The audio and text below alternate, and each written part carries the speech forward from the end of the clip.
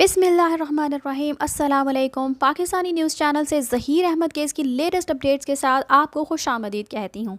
ज़हीर की उल्टी गिनती शुरू हो चुकी है। जी हाँ, ज़हीर गैंग के मुंह पे आज इंतहाई बुरा तमाचा पड़ा है अदालत की तरफ से। जैसा कि मैंने आपको अपनी पिछली वीडियो में बताया ही था कि पुलिस ने आज अदालत में चालान पेश करना था, जिसमें जो दफ़ा 364A और 375 यानी रेप की दफ़ा और माइनर बच्ची को इस नीयत से अगवा करना कि उसके साथ बदफेली की जाए, ये दफ़ा भी अब शामिल कर दी जाएंगी।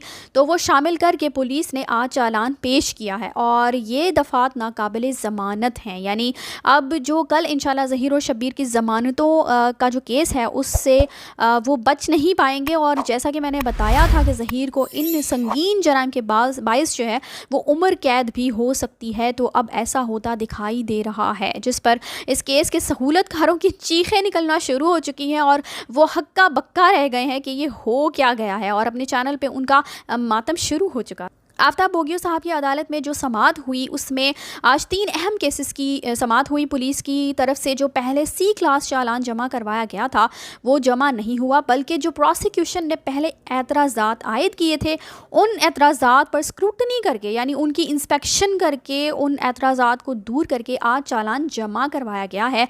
और इसमें रेप और कमसिन बच्ची को बदफेली की नीयत से अगवा करने की दफ़ात शामिल कर ली गई हैं।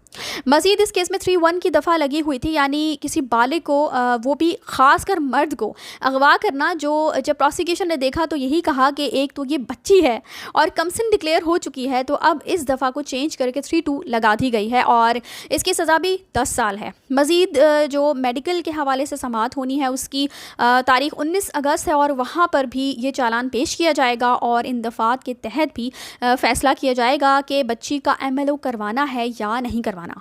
164 का जो बयान पर वही सब हुआ है। अदालत में जो पहले जिब्रान नासिर का मौक़िफ़ था कि 164 का बयान हो चुका है और अदालत ने कहा था कि मज़ीद अगर बच्ची कोई तब्दीली बयान नहीं देना चाहती तो मज़ीद बयान की कोई ज़रूरत नहीं है। सो इस हवाले से भी मज़ीद समाअत जो है वो 20 अगस्त को होगी।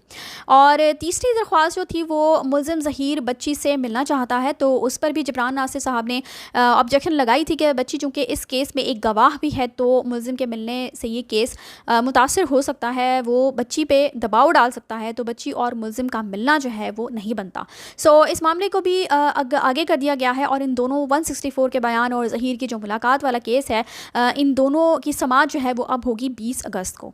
तो आपने देखा कि कैसे पुलिस की एक रिपोर्ट ने इस केस का पूरा रुख ही जो है वो फिर से तब्दील कर दिया है। सो वही बात सादिक आती है कि अगर डे 1 से सही तौर पर इस केस की तफ्तीश की जाती तो ये केस बहुत पहले मेहदी अली कासमी के हक़ में होता और बच्ची अब तक अपने वालिदैन के पास होती। बहरहाल जी, अच्छी खबरें आने का सिलसिला जो है वो शुरू हो चुका है और इस गैंग के दिन गिने जा चुके हैं। आइंदा आने वाले दिनों में मज़ीद अच्छी खबरें ही मिलेंगी इंशाअल्लाह। और इसके अलावा जी बताती चलूँ कि निकाह ख्वाह जो है उसका एक तहलका खेज़ इंटरव्यू सामने आ चुका है, जिसमें वो वाज़े तौर पर कह रहा है कि ना मैंने निकाह पढ़वाया, ना मैंने बच्ची को कभी देखा, मेरा सिर्फ नाम इस्तेमाल किया जा रहा है। बोगस निकाह की जो वीडियो है उसमें भी निकाह ख्वाह जो है वो नहीं दिख रहा। तो अब आप अंदाज़ा लगाएं किस कदर घिनौना खेल है जो ये लोग खेल चुके हैं इस बच्ची के साथ, किस तरह उस कमसिन का ब्रेन वॉश करके उसके साथ बोगस निकाह करके और क्या कुछ किया जाता रहा होगा, जिसके मज़ीद इंकशाफात जो है वो MLO में हो ही जाएंगे अगर वो भी टाइमली हो गया तो, वरना उस मासूम के चेहरे पर नील तो हम देख ही चुके हैं। आप निकाह ख्वाह का इंटरव्यू देखिए और मुझे दीजिए इजाज़त। चैनल को सब्सक्राइब करना मत भूलिएगा। अगली अपडेट्स तक के लिए अल्लाह हाफ़िज़।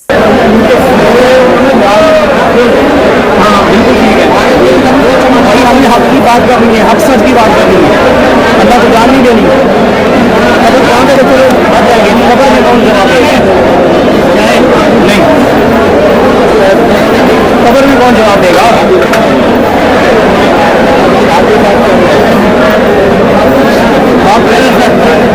करो दसो, यह है कि गरीब आदमी है, सारा मजदूर आदमी है, न्याज आदमी है, पसंद कर जाए, ठीक है।